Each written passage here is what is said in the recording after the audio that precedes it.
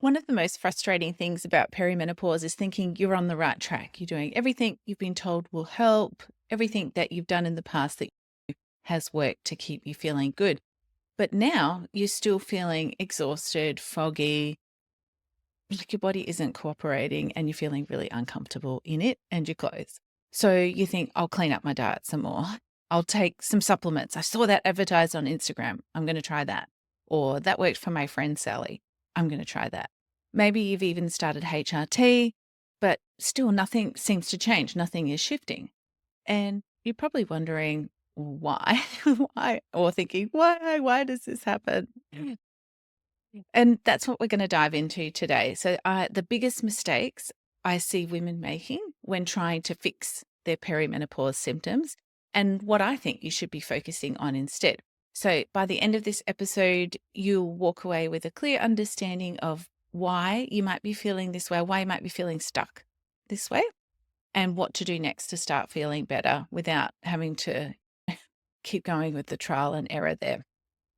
If we haven't met before, hi, I'm Sarah, the perimenopause naturopath, and I've helped hundreds of women over 40 navigate perimenopause with confidence so they can feel great in their bodies and reclaim their mood and energy.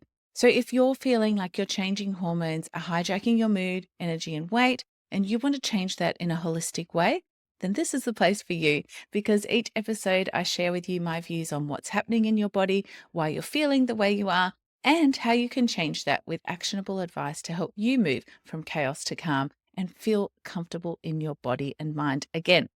So, welcome, friend, to episode number 82 of Chaos to Calm. Today, I'm sharing the biggest mistakes women make when trying to fix their perimenopause symptoms. I see this all the time in my clinic. Women come to me, they're frustrated, they're exhausted, they're feeling like defeated. What's the point? Why keep going? Because they're doing all the right things, or what we've grown up knowing as all the right things. So they think they're doing the right things and maybe even started HRT, certainly cleaned up their diet. They're probably taking supplements or special perimenopause or menopause blends. They've probably tried lots of different workouts, gym challenges, and yet they're still struggling with the same symptoms. They're probably getting hot flushes and sweats. Weight gain is still continuing. A lot of bloating, constipation, reflux, those gut issues, brain fog and mood swings, still getting those cognitive impacts, and feeling really tired, like in that way that no amount of sleep is going to fix, although their sleep is probably a bit rubbish as well. So, like I've had a client, Sharon, and she came to me. She was already on HRT and had been for a while. She was pretty desperate because she had been getting lots of hot flushes. So she worked in a male heavy or male dominated profession. And she would flush like bright red in meetings often and sweaty pits and all that sort of thing. And she was really struggling to focus in her work. And that was hard for her. Like many of my clients, they're in these sort of high powered or demanding jobs and they need to be on the ball. And they have been in the past, of course, but now things are changing and they can't sort of get that back. So they're having to work twice as hard to keep up or stay on top of their game. So Sharon went on to HRT hoping that would solve all her problems for her. And she tried lots of things. She looked after herself. That's the thing, I think. Lots of people think that my clients or people who come to me for help must probably not looking after themselves, maybe eating out or eating junk food or not exercising, all those things. But Sharon is a classic example of the type of woman that I work with, in that she was actually doing all those things and trying really hard to look after herself and watching what she ate and eating vegetables and protein and all of those things that we're told we should do. So the problem wasn't that she wasn't trying hard enough. The problem there was that it wasn't quite the right things for her. Even though they were the right things, they weren't right for her. And that's what I want to help you with today. So let's get into the biggest mistakes women make when trying to fix their perimenopause symptoms and what I think you should do instead. So mistake number one, I'm just going to open out with it. Probably, maybe people are going to come at me, but I hope you don't. Listen to what I'm going to say first.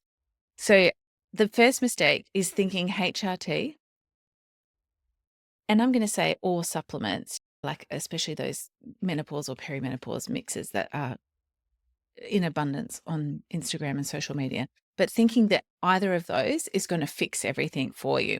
So I am not anti-HRT. Many of my clients come to me on HRT, or it might be something they explore later on. It can be a really helpful tool for some people. But what I want you to know is that it's not a magic fix. And it doesn't help your body adjust to the changes of perimenopause. It does replace what's missing or what's in decline, but it doesn't address any underlying dysfunction that can really be at the root of those symptoms or how you're feeling. So primarily, the problem is not always a loss of hormones. And I talk about that in my free masterclass that's available on demand, the Why You're Gaining Weight After 40, the 4 hormone shifts. So I talk about that in there, the underlying dysfunction that's related to weight gain, but also other perimenopause symptoms as well. And I've touched on it in the last few weeks as well. Last week's episode, I talked about the estrogen roller coaster and estrogen excess. And so, yeah, we're not, even though ultimately menopause is about loss or decline of hormones, there's a whole period of 2 to 12 years in between there where it's not about decline. It's actually about that roller coaster there as well. So if we're not addressing that underlying dysfunction and helping your body to adapt and adjust, then you're still going to struggle with flushes and sweats, fatigue, brain fog, weight gain, bloating, mood swings, anxiety, whatever your mix of symptoms is, because it's not addressing the bigger picture. Right? And perimenopause isn't just about estrogen dropping. It's about that estrogen roller coaster. So if you're adding in more estrogen, then you're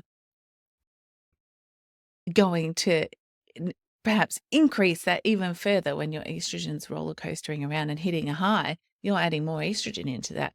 You can actually feel worse on HRT there as well. But, we do need to address that bigger picture as well. Your gut, your liver, your blood sugar balance, your thyroid. What else is going on for you? What's your iron stores and your iron levels there as well? So there's a whole bunch more that we need to do. What I do know is that if you are taking HRT, often it works better when we address the basics there for you. And by basics, I mean what you're eating, what you're drinking, what you're doing in your life, because they have a really big influence on how you feel generally, but particularly in perimenopause and menopause there. At the moment, the narrative online seems to be that every woman should take HRT forever. And again, I think it's more nuanced than that. There's some people who can't take it. There's some women who don't want to take it. And we should be given that option. And like all things, I think that should be personalized. So it should be between you and your care provider, your prescribing doctor, whether you have it or not. But I do strongly recommend that you still address the other areas and aspects of your life, because what you eat, drink, and do is really important. And same with the supplements.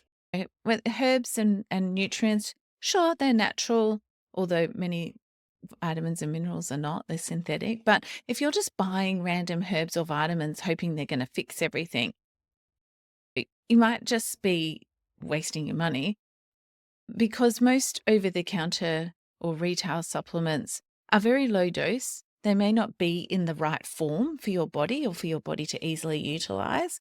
And they may also, they're usually in very low doses, because that's what the TGA, our governing body in Australia, limits. They can't necessarily get therapeutic doses of the herbs or the nutrients. But also, I wanted to talk about when we're doing these things, whether it's HRT or supplements, and we're just trying to suppress the symptoms, then they're going to come out, and our body's going to express them in another way. That's a naturopathic tenet, is that if we address the underlying cause, then we resolve the symptom, the issue, full stop, and the symptoms fall away. But if we try and suppress the symptoms, which is essentially what we're doing with HRT and supplements, sometimes the herbs in those products may be chosen, yes, to help try and work on an underlying issue, but we're all different and we're all unique. We have a different genetic background and we also have different experience and symptoms in perimenopause. So I do strongly feel, just like HRT should be a personal discussion with your doctor, supplements and nutrients should be a personalized discussion with a care provider like a naturopath or a nutritionist or a herbalist. So what I think works here is actually leads me to mistake number 2, and that's looking at your whole body, your whole person, and the underlying issue. And that's a mistake. Like this, the second mistake that I see is ignoring what's really underlying it. Because, yeah, sure, perimenopause and hormone changes, yes, they're part of the problem, but it's about how your body is adapting to this phase of life that I see as like the, underlying cause. The issue is we have to help your body adapt and adjust. So if you're only focusing on just balancing your hormones or suppressing symptoms, which is what we're doing with HRT and those supplements, but ignoring your bigger metabolic picture and your bigger hormonal picture, because there's more hormones in our body than just estrogen and progesterone, then you're going to, like I said, you'll have your symptoms. You might get rid of some symptoms, but other symptoms are going to come up and potentially still, and they may not be effective and still feel tired and bloated and gaining weight and not able to concentrate there as well. So quite often other players in this game of the underlying factors are insulin resistance, which is a major factor in weight gain and fatigue and your cravings, even things like flushes and sweats. So, weight gain or weight loss is not just about calories in versus calories out. Like that is such an old view of it. Our bodies are so much more complex than that. But if our body is, and in perimenopause, we do tend to become insulin resistant. So our cells don't listen or respond well to insulin. Then you have higher insulin levels and you'll store more fat and feel more tired. So I talk some more about that in my free training, why you're gaining weight after 40, the 4 hormone shifts that you can't ignore. And same blood sugar highs and lows. So if you're skipping meals, sometimes fasting for women doesn't work well. I've done a whole episode in the past on fasting and why I don't think it's the best thing for us. But, if you're not eating enough, if you're doing calorie restriction, if you're skipping meals or you're eating too often, that can really impact your energy, your mood, your cravings. Again, hot flushes, sweats, things like that as well. Definitely your mood gets heavily impacted there as well. So we also, what other hormones have, our thyroid is really important because with the changes in progesterone, we can remodel our immune system and there's a higher risk of developing a thyroid dysfunction for many women there and often undiagnosed. And also the normal ranges, lab ranges for thyroid function can leave, if you're outlying that, you can, or at the high end of the normal range, you can feel really terrible and weight loss would be next to impossible for you and you'll feel really foggy in your brain. So it's important to know the full picture of your thyroid. Same with your liver. Your liver does so much for us in terms of processing and clearing hormones. If it's not working well, estrogen and other hormones can build up or be like at wrong levels and make your symptoms worse. Of course, stress. I was reading something today. It was talking about Gen X being labeled the exhausted generation. And I was like, that is so apt. We are so busy and overscheduled, chronic stress. We're chronically stressed because we're so busy and overscheduled, looking after parents, looking after children, working, having it all. So we're kind of stuck constantly in that fight or flight mode and our cortisol levels are higher. And that's going to impact how our weight loss and weight gain, our sleep, anxiety, mood, energy, everything there as well. So we really do need to look at that bigger picture and address that. And one other thing behind your perimenopause symptoms too can be your nutrient levels, particularly iron, and that can impact your thyroid function and your mood and energy and lots of other things as well. So it's really important to look at it, or not just assume, oh, well, it's perimenopause and the problem is estrogen or progesterone. There's a whole other bunch of stuff going on in the background that's unique to you that's impacting how you feel. So it's not just about estrogen. We need to look at the rest of it as well. One of my Chaos to Calm clients said to me recently that she didn't want to go on HRT, but she also said, well, even if I did, I don't think it would help because my sister's on it and she still feels awful. And so to some extent, she's potentially right. If from the same gene pool, maybe there's a higher chance that she won't feel great. But if her sister is not addressing these other issues, these other contributing factors or driving factors, no amount of hormone therapy, supplements, or hormone balancing will fix things. And actually, that's like part of this mistake as well. I see lots of people trying to balance their hormones, and this is really like perimenopause is a natural state of imbalance. And so trying to balance your hormones is like trying to find that pot of gold at the end of the rainbow. Like, it's just not really going to happen because they fluctuate from moment to moment, day to day, week to week. And they're meant to. So that's why I was saying before, the bigger picture is actually helping your body adapt and adjust to that. First to the roller coaster. We want to smooth that roller coaster so it's not like a really terrifying one, but more like the kiddie one. And then we also want to help our body adapt and adjust to those declining levels there as well. And that's what gives us best health long term. So you might want to, maybe you do add in HRT to that. Sure. Maybe you might use some supplements or herbs or nutrients there as well. Sure. It's not that I don't use those things with my clients, but we do that from having looked at their whole self and everything that's going on, their health history, their blood test results, all of those things. And that's what I'm suggesting to you is that stop trying to focus on trying to balance your hormones, but look at your bigger picture and what's underneath and underlying there as well. And that leads me nicely into mistake number 3, which is trying to DIY your way through it. I see this a lot, and you probably spent hours Googling, trying lots of different diets, lots of different challenges, or lots of different supplements. Like I said, there's so many of them. I get all the ads too. I'm in the same demographic as you.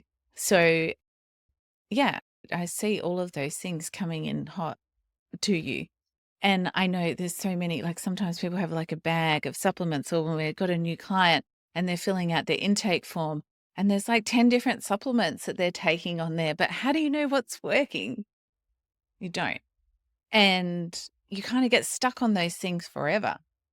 And because if they do contribute to helping you feel a bit better, then it's too scary to take that away. That's a lot of money and a lot of different things going in for your body and your liver to deal with. But, what I like to say to people is that if you're trying to DIY, you can end up spending a lot of money and a lot of time on this. And you can't really see the forest for the trees when it's your own body, when it's your own self, because you're deep, you're in it. And that's the same for me, even as a naturopath. I have my own healthcare providers too that can objectively look in at me and say, well, you're saying this, but like we're seeing this, or all of those sorts of things as well. There's so much conflicting advice online. Anyone can put anything online. The other part of DIYing is that you don't have access to, you might be able to access the testing. Sure, you can organize blood tests on your own, or you could talk to your GP about it as well. You might not get the full range, or then you've got that sort of throw spaghetti at the wall approach to it and just try and get all the testing, but not be able to interpret it or have the optimal ranges available to it. And like I've said in the first 2 mistakes here, you might be focusing on the wrong things while missing what's actually mattering to you. So it can be a lot more efficient to have someone on your team advising you and telling you, right, well, I know that this works and I can see that these things are going on for you, so I think we should do this. It's like you wouldn't Google how to fix your broken car engine and try it yourself. Well, most of us wouldn't.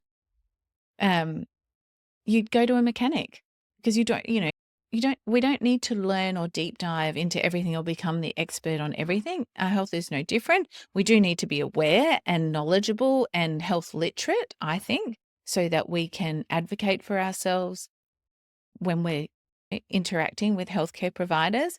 We don't need to be the expert on it, although we are the expert in our body because we've known it the longest. But, I think we would engage expert support for lots of different things. We'd get a plumber if we had a leak in our pipes, or we'd get the electrician to come in. We'd do the same with our car. We would get the mechanic there as well. I think your body deserves that same level of extra support there as well. And like so many times I hear from clients who come and work like in the Chaos to Calm method, which is my really personalized nutrition program and high touch or high support. And and most of them have been DIYing for a while and just feeling really frustrated and defeated by it because they've tried all these different things, spent a lot of time and sometimes money as well on trying to correct the issue. And, it hasn't worked. So what actually works? Well, if you take one thing away from this episode, please let it be this, that you can't just suppress your perimenopause symptoms or try and balance your hormones and expect everything to go away and for you to feel better. I think the real solution isn't found in a pill. Like I did a whole episode on quick fixes and magic bullets. They just don't exist.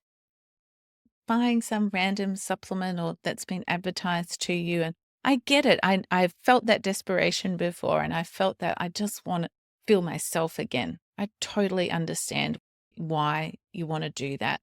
But I just want you to know that those one size fits all approaches are generally not going to give you what you're seeking because they're just not designed for you and your unique blend. And sure, you're in perimenopause or menopause. You might have that in common there as well. But like I said, we're all unique individuals, unique genetic makeup and hormones and health history, and our systems of our body all work differently as well. So yeah, the real solution isn't found in that pill or a random supplement or even just maybe not HRT on its own. You really need to identify and address the real driver behind your symptoms. So whether it's insulin resistance, maybe it's a thyroid dysfunction, perhaps it's your gut health, your liver, or chronic stress, whatever it is, understanding the root cause is really key to long-term relief of symptoms and feeling great and comfortable in your body again. And supporting your body's ability to adapt to perimenopause. I think this is really key. Instead of trying to override or suppress the symptoms, you want to help your body adjust to this phase and the next one, which is menopause as well. So you feel better now and set yourself up for a strong, healthy future there as well, a long and active life.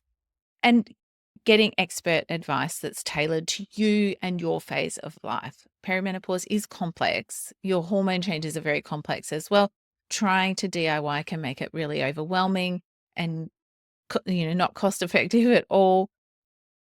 But when you work with someone who understands how all the pieces can fit together and looks closely at you and what's going on for you, then it's efficient and effective, the solution. So instead of it might cost you some money, but it will also save you time, money, and energy on trial and error. And that's what I do in my programs.